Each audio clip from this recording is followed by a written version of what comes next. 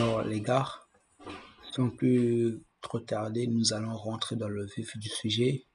Donc le thème d'aujourd'hui est de pouvoir voir comment ce que nous avons fait pour aboutir à ce résultat que nous avons ici.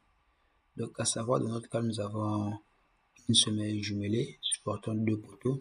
Donc le premier poteau qui est un poteau de 15 x 50 et le deuxième également est un poteau de 15 x 50.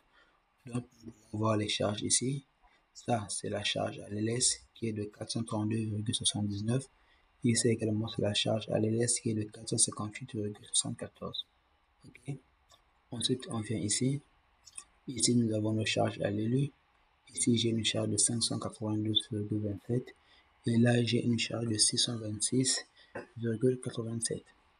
Donc, le but de la vidéo d'aujourd'hui est de pouvoir voir comment est-ce que nous pouvons vérifier nos semelles, à savoir, comme nous l'avons dit plus tôt au début de notre vidéo, que nous allons faire des vérifications qui seront des vérifications géotechniques et qui vont s'en suivre des vérifications structurelles.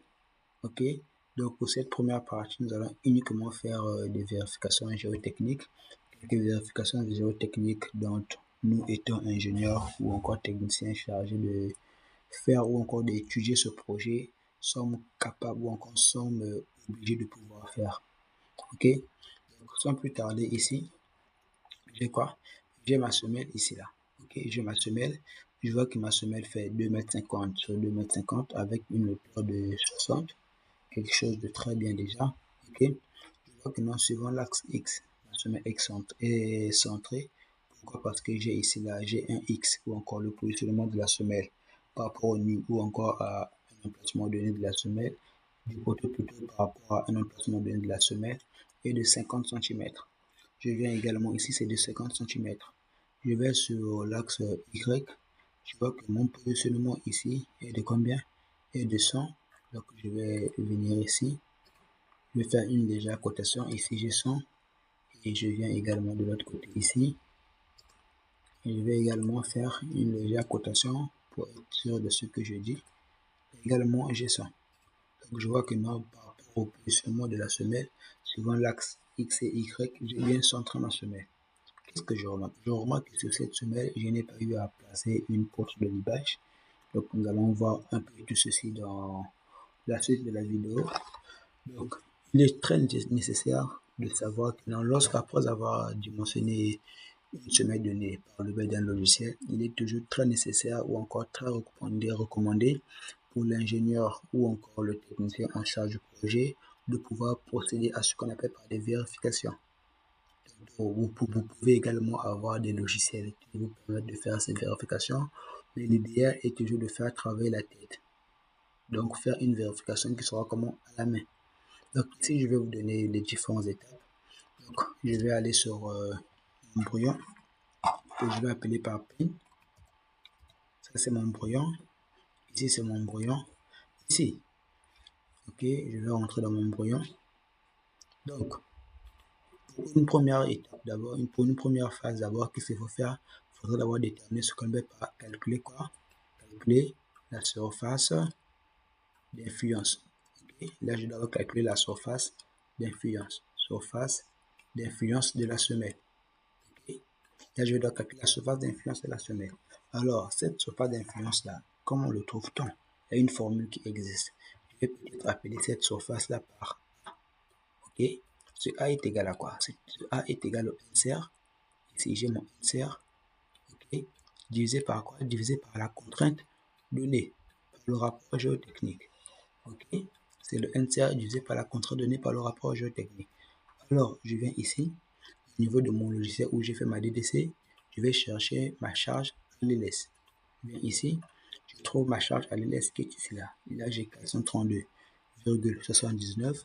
Ici, j'ai 458,74. Je vais voir quoi? Je vais faire la somme. Okay.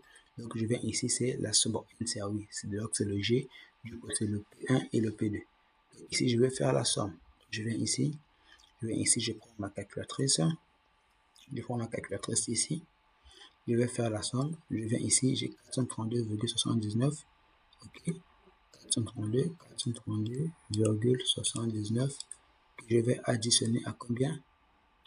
Ok. 432,79. Ok, j'ai 432,79 plus 458,74 plus 458,74. Ça me donne combien? Ça me donne 891,53. Ici j'aurai 891, ici j'aurai 891,53. Okay. Que je vais diviser par quoi? Par la contrainte donnée. Donc pour notre projet, la contrainte donnée a été une contrainte de 0,15 plutôt, 0,15 mégapascal. Donc je viens ici, je mets 0,15 comme ceci. Ok. Ensuite je fais le calcul. Donc je viens ici, je prends ça, je divise ça par 0,15, 0,15, ce qui me donne, je divise ça par 0,15, ok, ou encore c'est combien? 891,53 divisé par, je prends 150, pas 150, ok, c'est où? Divisé par 150, donc ça me donne une surface d'influence, ou encore une surface minimum de combien? De 5,94.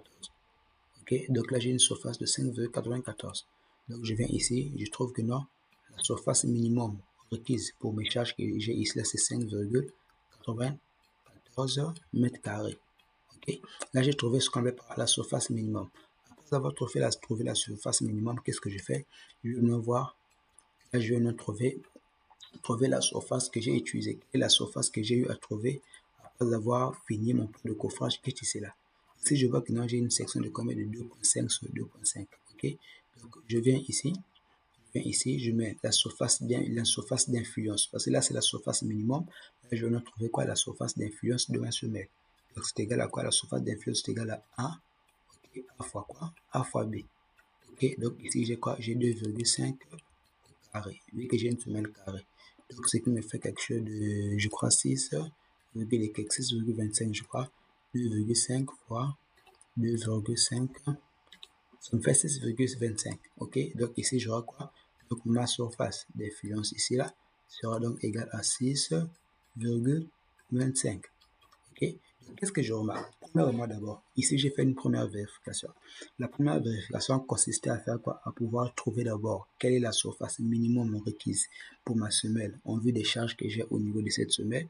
Une fois que j'ai la surface minimum, il a fallu à ce que je puisse trouver là quelle est la surface d'influence que j'ai eu à avoir après avoir dimensionné par le biais du logiciel, après avoir fait tout ce qu'il faut faire. Je remarque que non, avec le logiciel, je suis tombé sur une surface qui est de 6,25, ok, 6,25, et comment? Qui est strictement supérieur à 5,94, ok.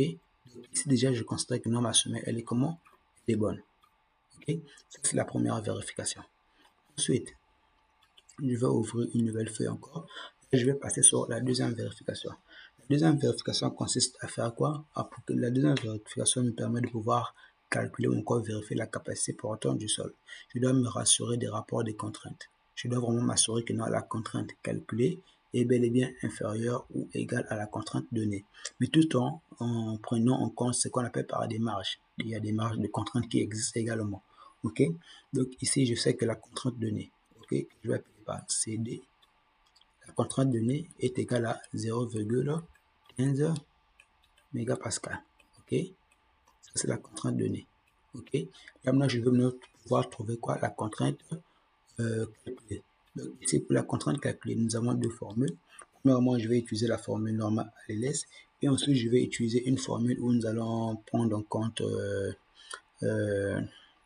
comme ce qu'on appelle ça, nous allons utiliser une formule où nous allons prendre en compte d'autres facteurs aussi que nous allons voir dans la suite de la vidéo.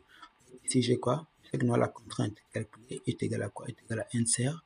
Ok, est égale à 1 tiers sur quoi? Sur 1 tiers sur quoi? Sur la surface d'influence de ma semelle. Okay.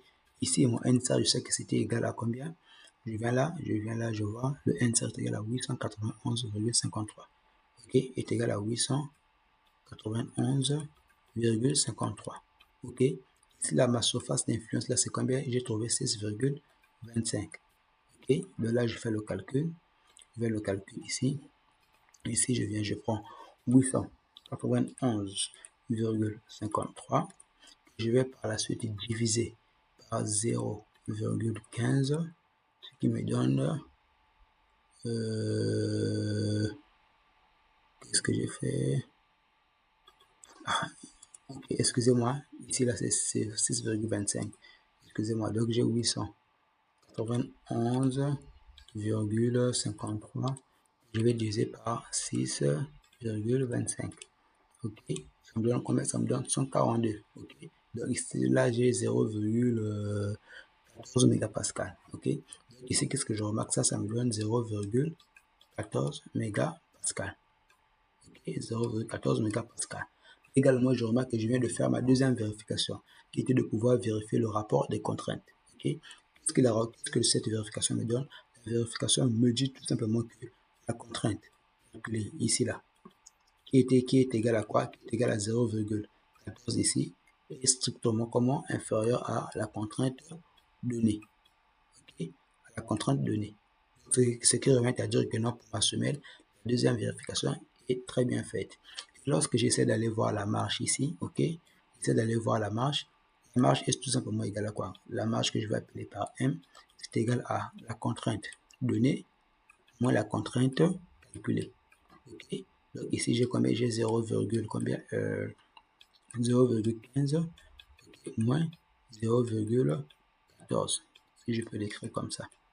0,14, sauf que c'est 0,14 et quelques. Donc ici, ça me fait combien? Ça me fait une marge de 0,15 moins 0,14. Ok, au moins une marge de 0,01. C'est quand même abordable. C'est quand même abordable, en tout cas, c'est abordable.